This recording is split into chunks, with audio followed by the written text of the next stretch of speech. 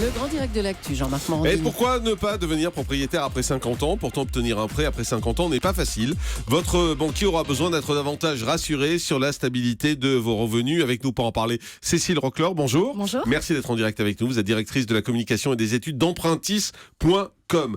C'est possible d'emprunter après 50 ans? Oui, c'est possible, mais c'est un petit peu plus compliqué, comme vous le mentionnez.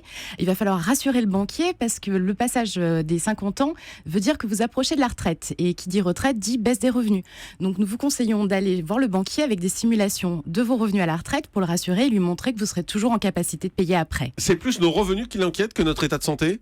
Alors les deux jouent. L'état de santé va jouer sur ce qu'on appelle l'assurance emprunteur. C'est l'assurance de votre crédit. C'est la seule assurance qui couvre l'emprunteur et sa famille en cas de problème de santé ou de décès. Donc ça va jouer parce que vous avez des âges de fin d'adhésion, c'est-à-dire que vous ne pouvez plus rentrer dans l'assurance à partir de 65-70 ans pour les assurances des banques, beaucoup plus tard pour les assurances individuelles.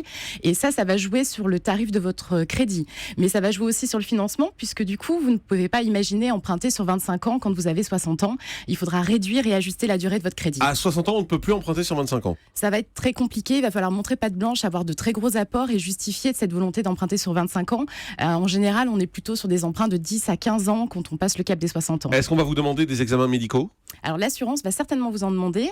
Si vous êtes en bonne santé et que vous prenez l'assurance de la banque, vous n'aurez pas de souci avec le questionnaire puisque vous allez répondre non à toutes les questions et donc vous allez rouler. Si vous passez en assurance individuelle, vous aurez forcément des examens médicaux complémentaires. Et ça peut bloquer pour les crédits? Ça peut être très compliqué puisque vous avez un taux maximum à respecter pour le taux du crédit et le taux de l'assurance. Et plus vous avez des problèmes de santé, plus l'assurance va coûter cher. Donc effectivement, ça peut être un frein à l'emprunt. Mais on a le droit de vous refuser un crédit si vous avez des problèmes de santé? Parce qu'on va dire qu'à 60, 70 ans, il y a toujours des petits trucs, quoi. Enfin, on n'est pas malade, mais il y a toujours des petits soucis de santé, forcément.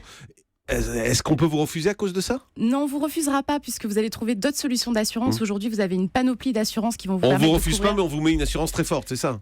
Vous allez devoir vous couvrir avec une assurance qui sera plus chère, donc ça peut être effectivement un frein sur le coût. Il y a des emprunteurs qui vont se retrouver en difficulté pour payer l'ensemble des mensualités, mais vous avez des dispositifs pour couvrir aussi des gens qui sont en très grande difficulté de santé, comme l'ARS. Alors, la première chose dont vous nous avez parlé, c'était étudier ses revenus.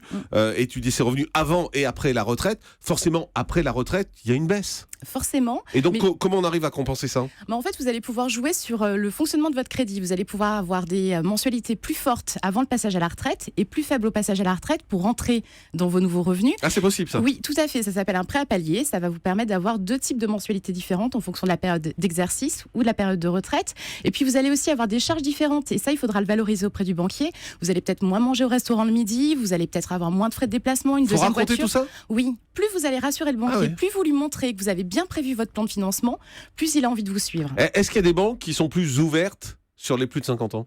Alors aujourd'hui, tous les banquiers cherchent tous les profils. Vous n'aurez pas de difficulté à trouver un financement.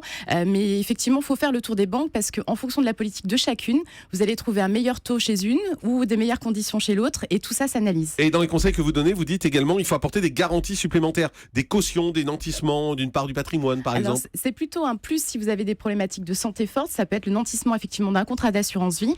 L'avantage des seniors par rapport aux jeunes, c'est qu'ils n'ont pas d'évolution de revenus, mais ils ont du patrimoine. Et ça, il faut le valoriser. D'accord, donc vaut mieux être riche et bien portant pour en prêter que pauvre et malade. Comme toujours. Effectivement. Merci beaucoup Cécile Roclor d'avoir été avec nous, directrice de la communication et des études d'empruntis.com.